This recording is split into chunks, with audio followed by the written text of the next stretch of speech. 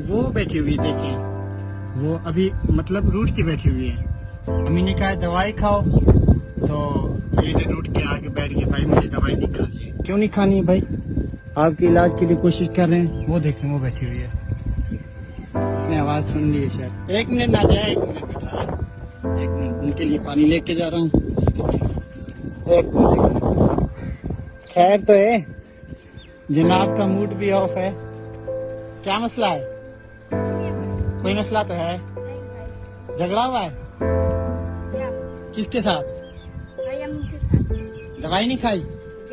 क्यों नहीं खाती हो? मन नहीं करता खाने के लिए भाई।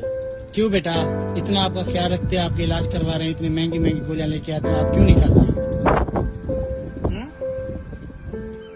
इतनी गर्मी में क्या कर रही है? ये लो पानी पी लो पहले।